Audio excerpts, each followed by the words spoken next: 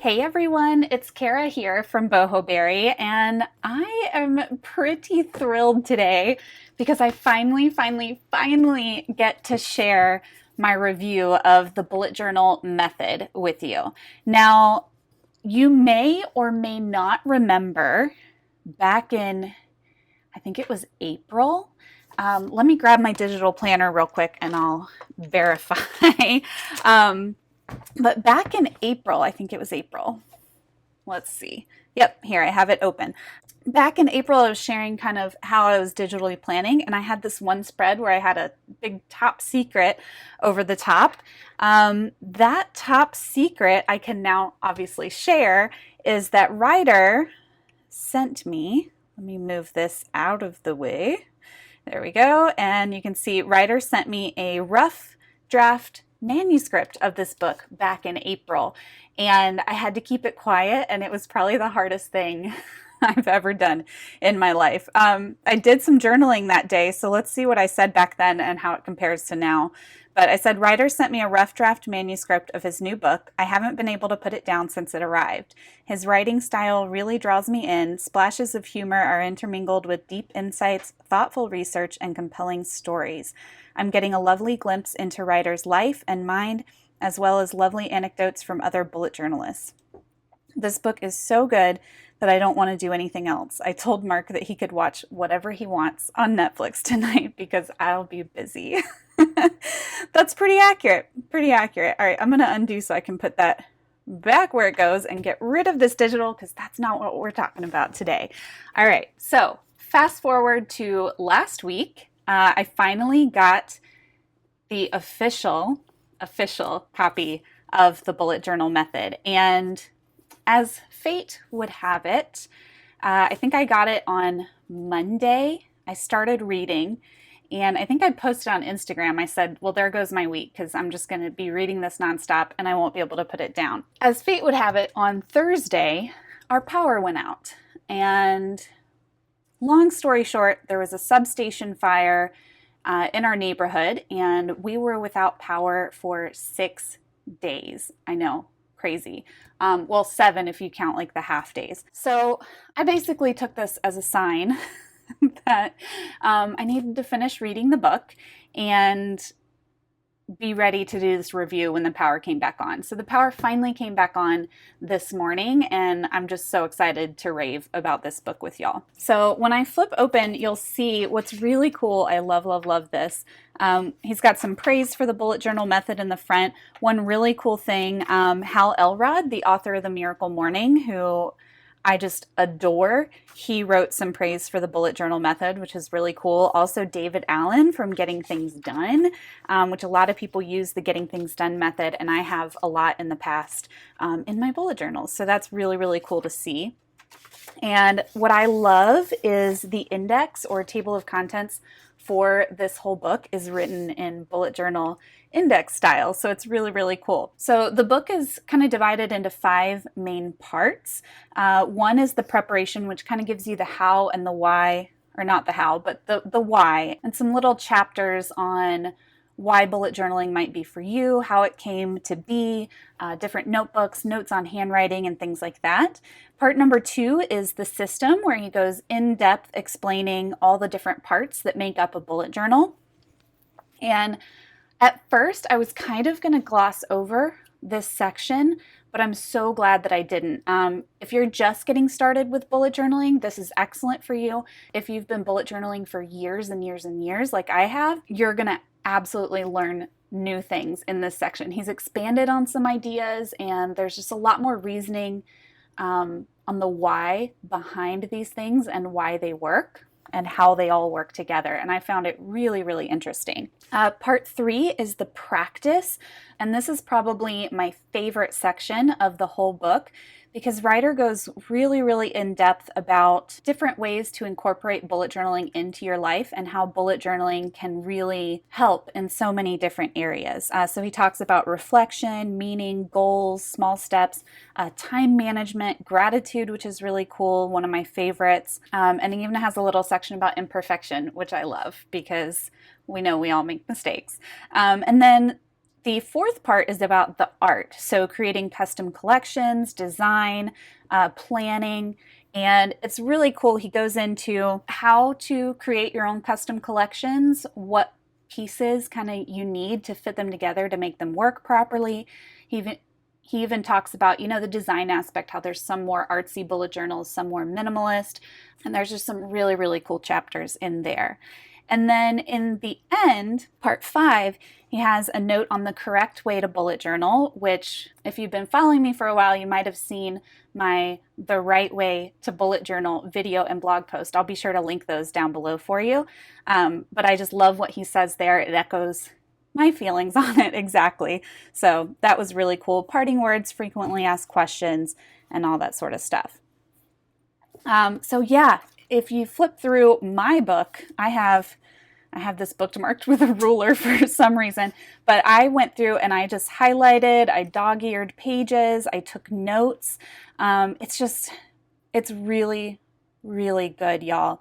It's kind of funny because when Ryder said he was writing a book about bullet journaling, I really wondered how he was going to do that. How is he going to write an entire book about this concept and not make it just like super, super technical, and make it a fun read? But he managed to do all of that. There are definitely some technical parts, but there's also some great stories in here from bullet journalists that have used the bullet journal system in different areas of their lives. There is some deep dive sections where he gets more into like goals and the meaning, like finding your passion in life and things like that. And there's also some really cool insights into Ryder's life as well. And he's also really funny. I have not had the pleasure of meeting Ryder in person yet.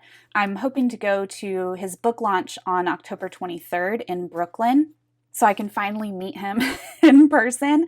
But there's just some really, really insightful stuff in here, and I love it so much. Like this one, for example, I was just flipping through. It says, life is full of dragons. The longer they live, the bigger they become, feeding off our misfortunes, resentments, and sense of helplessness. And in this, dragons means like big things that are hard to overcome in our lives. So, I mean, that's just really cool. Deconstructing goals. He talks about finding clarity a lot, which is something that the bullet journal definitely helps you achieve. And I love this chapter here on radiance. There's one of my favorite quotes. I don't know if it's a quote or just a saying, but it's radiate positive vibes. And when I saw this chapter on radiance, I was like, why did I never think to call it that? But he said, I like to refer to this ability of ours to influence the world around us as our radiance, literally what we radiate. And I just love that. I have a ton of highlighting in this chapter. Also, funny, I'm not suggesting that you force yourself to become a chirpy Disney character with rainbows of perpetual optimism blasting out of your nose. I didn't expect to have so many feels from this book. Let me put it that way, but I definitely did. This was the chapter on gratitude, and I love that he included one of my gratitude logs here. And this is one that I did during a 1 month in my bullet journal series here on YouTube. So that was really cool to see in there. And then also at the very end, he has some contributions, which I submitted for as well, from some of the top bullet journalists in the community. And he talks about the importance of our community and how amazing it is. But we have one from Kim, Tiny Ray of Sunshine. And I'll let you pick up the book to read the stories, but this one is mine. And then Dee from Decade 30. Love her to pieces. And then Eddie Hope's Calendex, which I've used a lot in the past and talked about a lot in the past. So overall, with this book, honestly, I'm head over heels for it. I want to read it again already. And I did mention that I was without power this past week, and reading through the book made me really want to put some of these ideas and things into practice. And I didn't have enough power to keep my iPad charged. So guess what I did? I started a new bullet journal on paper on paper.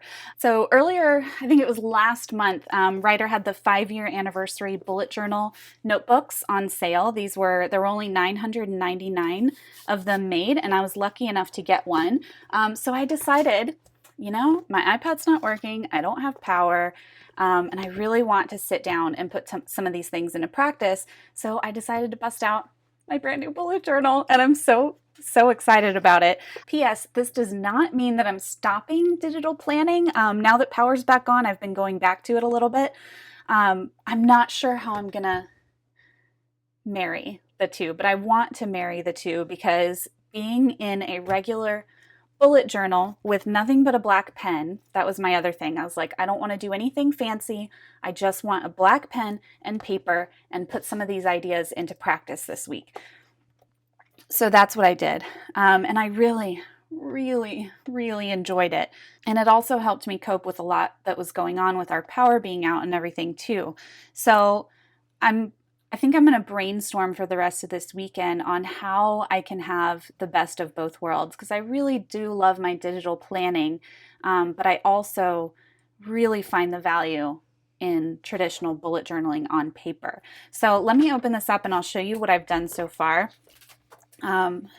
You'll see this is a limited edition. I got number 623 out of 999.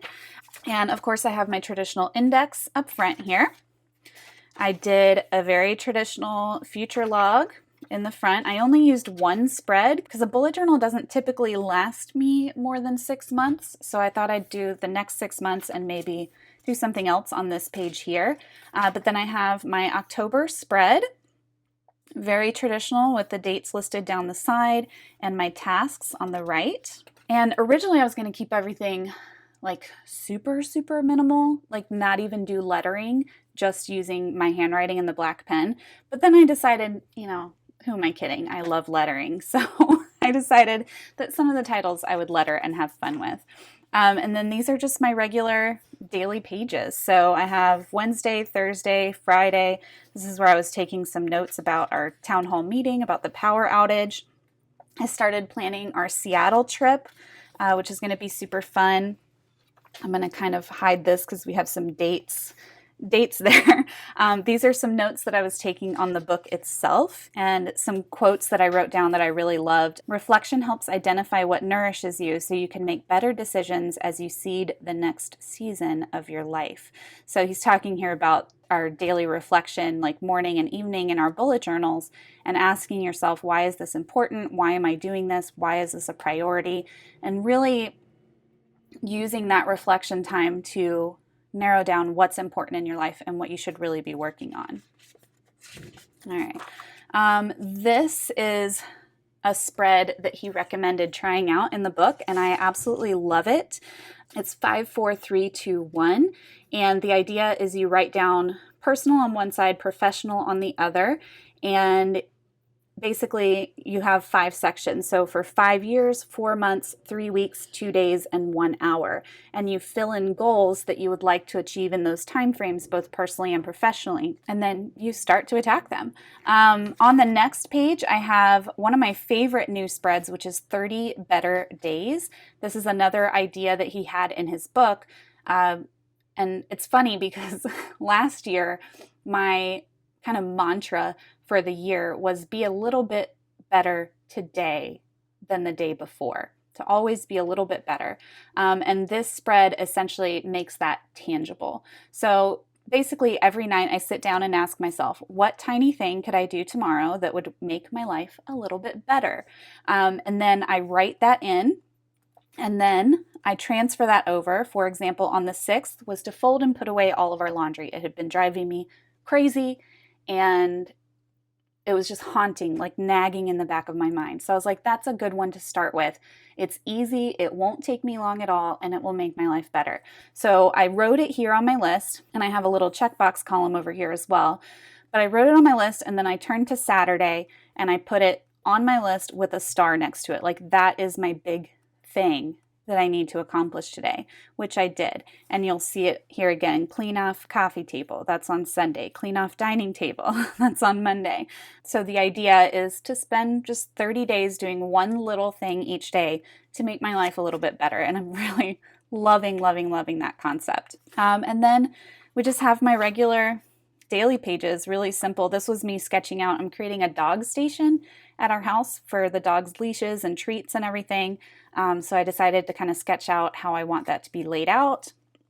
And I have like my shopping list and how much it cost and what I've purchased for it. And then today's checklist or to-do list. But yeah, so this has been my week without power and my week with really embracing the bullet journal method after reading the book. And I've really just enjoyed it so much. Before I let you go, I do have a fun little surprise for you. And that is that Ryder sent me an extra copy of both the bullet journal method and the Stealth Leuchtturm 1917 bullet journal notebook. And I am going to be giving these away, of course. So check out the links in the show notes. I will have a link for the giveaway. I think it's going to run today through the end of the weekend. So I'll announce a winner on Monday morning. But I would love, love, love to get this in one of your hands before the book officially launches on October 23rd. The book is available for pre-order right now on Amazon. I'll post that link down below too.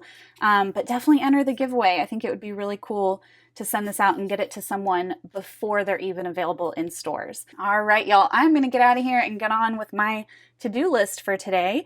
If you have any questions, as always, drop them down below. I'll be happy to join in down there. And I look forward to seeing y'all very soon. Bye.